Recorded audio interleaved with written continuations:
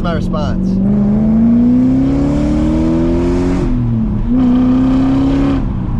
So when you think of daily driver, what do you want? You want reliability, style, good noise, good power, and I think that the E34 chassis does many of those, but particularly the 540 installment does it all the best. So you guys have seen a lot of videos on this car, mainly me working on it, mainly me talking trash about it. But I just want to make a video here talking about why I think that this car is the best bang for your buck daily driver of the era of BMWs. Yes, I have a lot of experience with the older ones, not many with the newer ones. Realistically, newer cars, more comfortable, this and that, but I think that this car absolutely nailed many aspects that people like you and people like me look for when looking for a daily. When I look for a daily driver, I don't really need it to be the most modern with all these tech features. I like a raw, basic car, and I think that this freaking car does everything that you'd want it to do, being a gearhead kind of like me.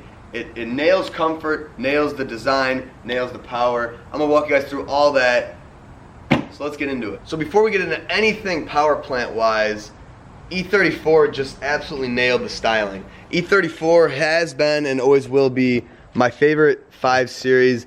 I think it just has a perfect look of just boxiness yet class.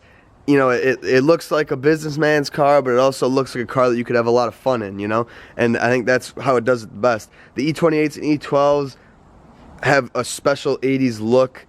The E39s have that early 2000s business class look that BMW did between that and the E60. Very like tame looking cars. I think the E34 accents sportiness a little bit better than the later model 5 Series. I think this car really just kind of speaks to like a sports sedan, especially if you get the M bumpers on it, which I don't have. But the E34 is a great looking BMW, and I think many people will agree that this is one of the best looking 5 Series. And then you just get to the interior, and the interior comfort of this thing, it is amazing. Like these cars, I daily drive this. I've taken this thing on multiple hour-long plus road trips. Not hour-long, hours-long road trips. And they're just a breeze. If you keep up to date on all the maintenance and stuff like that, it is such a nice driving experience. The seats are super comfortable. They have electric headrests. I mean, like, let me find the button here. Like, come on, 90s with an electric headrest? That's insane. You got the armrest, which I think is a very slept-on feature that not many cars have, and next to no BMWs have aside from this model. I'm trying to think of what other BMWs have armrests like this. This one is broken, so I can't use it, but you don't understand how nice it is to have a little armrest right here when you're just cruising. With a manual car, it's a little different, but if you get one in an auto, I love having my hand rested on this armrest. It makes it super nice. You got dual climate controls, so you and the passenger could have your own temperatures, which is, again, crazy for the 90s.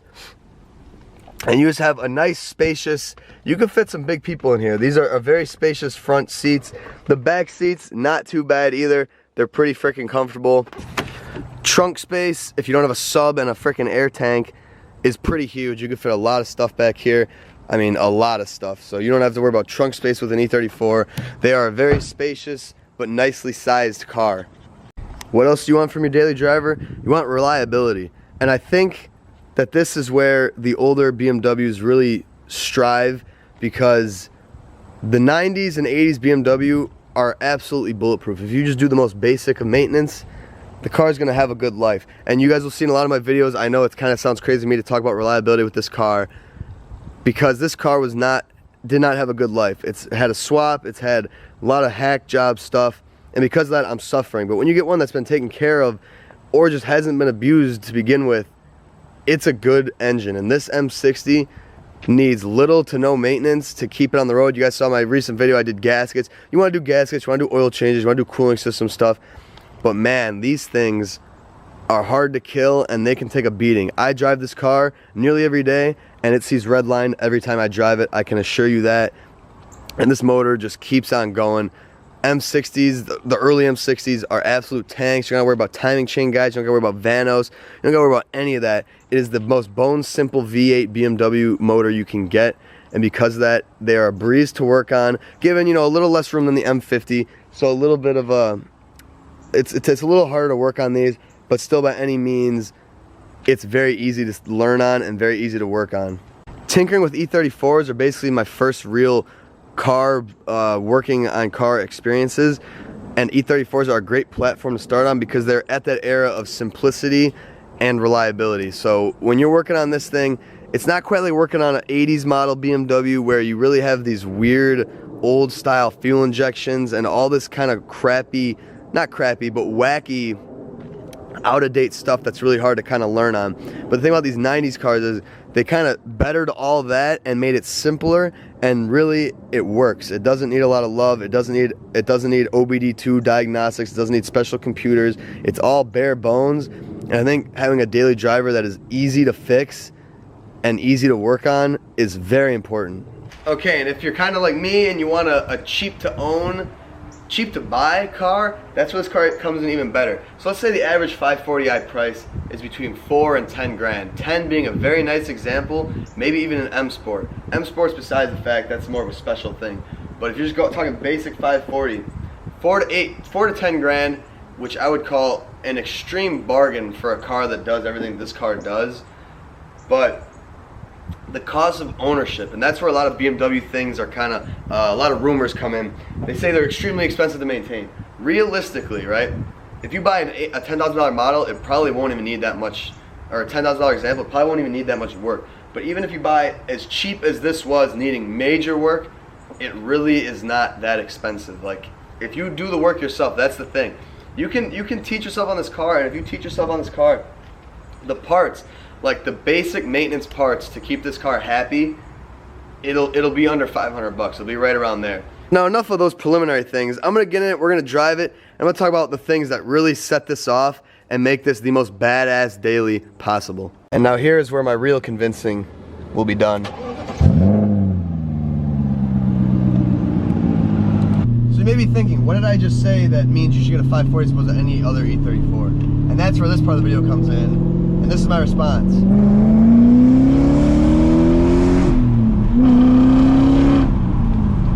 And now I will discuss why it is the 540 that I think has been the best. Because, as you can hear,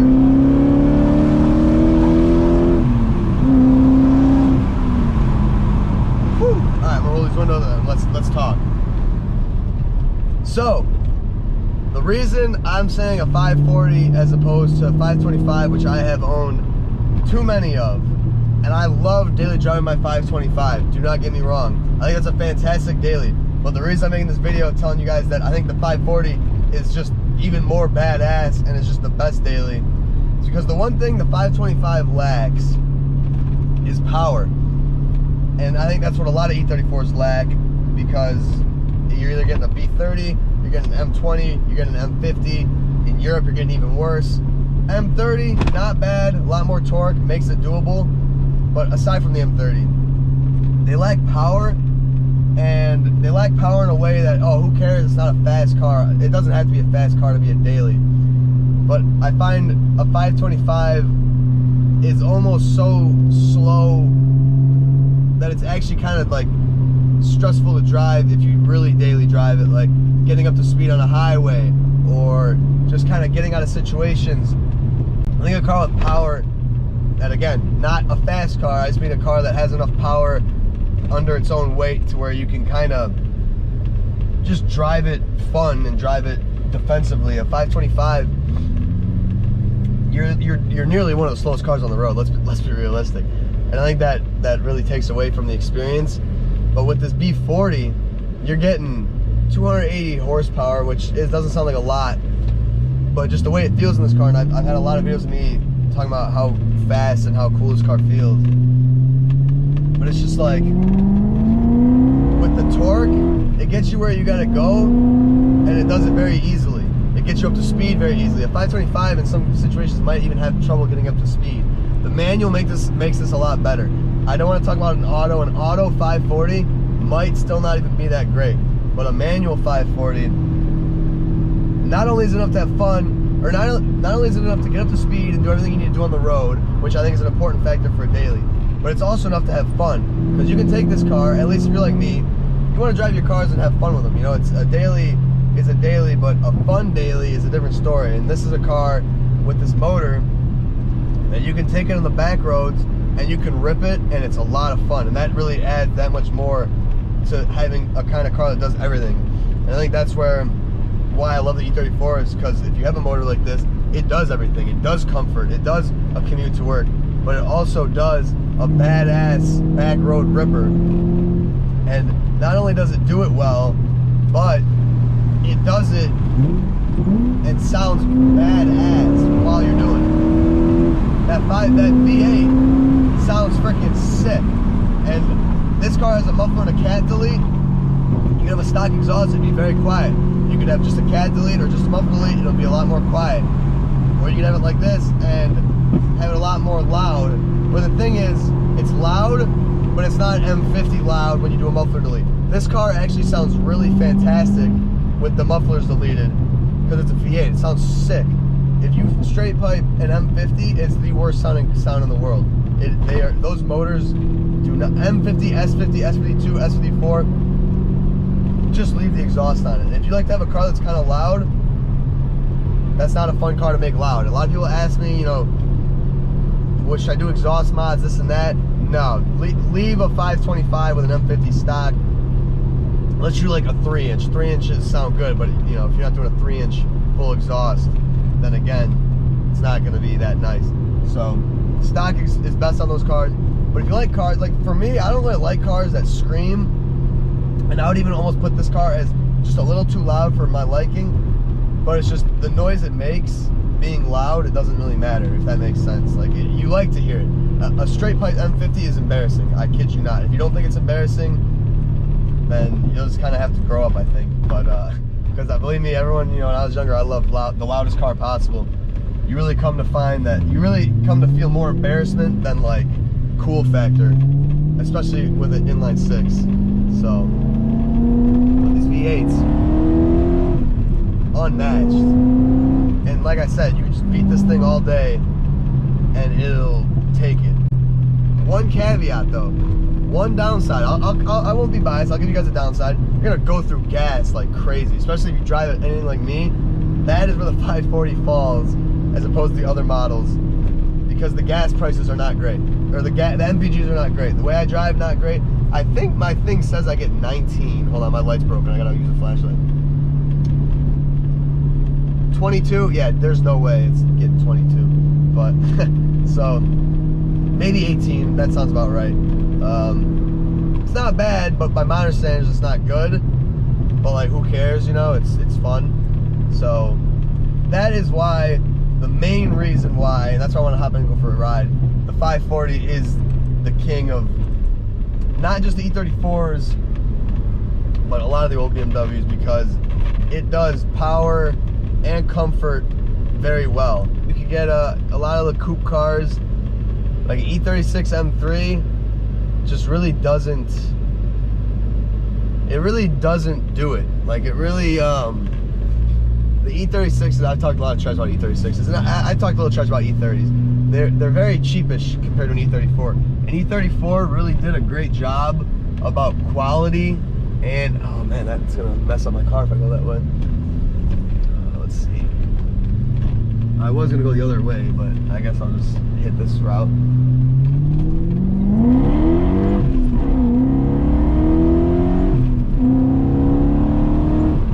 It's like, yeah, who wouldn't want a daily that you can drive like that? I mean, it's so fun, but again, I got way off track. I don't even know what I was saying. So, but anyway, it's a comfortable car. Oh, E30s, E36s, very cheapish feeling. A lot of people do daily those, but, and they're not bad, don't get me wrong. It's just the E34s just have that weight that makes them feel nice, but not the weight that makes it feel like a 2020 tank of a BMW that's like, you know, 9,000 pounds. That's an exaggeration, but nonetheless. Just the 90s was a very good era for BMW, and I think when you put a V8 in one of arguably the best decade of looks, and you add a really sweet, reliable, and powerful motor, it makes for the most fun driving every day. I hop in this car every day and I enjoy it because I get a nice exhaust note, I get comfort and E34 interior, and I get a good looking car, and I get a car that's fun enough to have fun in. Put their windows down, rip for you guys real quick here.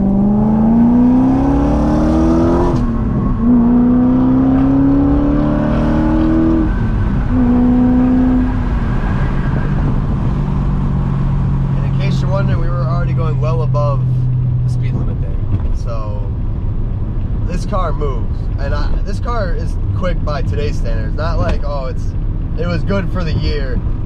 For the 90s, this thing must have been, I mean, like crazy, like, because this thing is fun in today's standard. It walks E36 M3s, and the thing is, the main thing in this video, these are still rather affordable, whereas an E36 M3 in almost any situation is more expensive than an E34 540. And you're getting a faster, more luxurious, in my, well, I don't want to say it better looking because I'm pretty damn biased because I love my E36 M3 and I also love my E34s. I think they both look good in their own way. You know, E36 is a good looking coupe, it's a good looking sedan too. And then E34 is a good looking sedan. So like coupe, sedan, again the E36 does a vert as well, and a sedan as well, and a wagon as well. E34 wagons, way better looking than E36 wagons, I don't care what you say. But yeah, I mean you're paying because it's an M. An M5 is gonna be very minorly faster. I've seen videos head to head, and it's gonna be way taxed, but aside from that, you don't have to pay the M tax, and you're already getting damn near an M5, and you're getting more than an M3. So like, why wouldn't you want that as a daily, you know? And I feel like I'm trying to prove a point here. I'm just kind of giving you guys a video about why I really enjoy this car. Some things you might not enjoy, some things you might enjoy that I don't enjoy. There's really nothing I don't enjoy about E34s aside from the fact that they'll rust really easily in the wintertime because of the doors and stuff. And that is where it sucks. If you're in the Midwest and you want an E34, if you want to daily it, you're gonna have to not care about the rust on it. There's a nice E38 in front of me. I'm sure that's a fantastic daily. But you're getting that late 90s, early 2000s electrical, and that's where I think you're not getting with this, and I think that means a lot. So yeah, pretty much that's all I want to talk about. I want to talk about why I love the E34 540 as a daily. This car's been great to me. I really don't want to get rid of it because it is my perfect daily, and that may differ person to person. But I love it. I've enjoyed this more than I've enjoyed any other BMW that I would drive on a daily basis. You know, my turbo car is quicker than this and it's more fun. But this is actually just as fun minus the factor of going fast. So E46 M3, more fun, but kind of hard to daily, kind of expensive to daily. So you can daily anything if you got the money and the balls. But for me, E34 does everything very well. So I hope you guys enjoyed this video. I hope maybe it encouraged someone to pick up an E34 if they didn't want to. Again, any E34 is a good car, but I think the 540 is worth that extra price. I think a lot of people ask that. I never saw the hype, but I see now I would pay the premium for a B40 car if you can. So yeah, thank you guys for watching. I hope you enjoyed. I'll see you in the next one.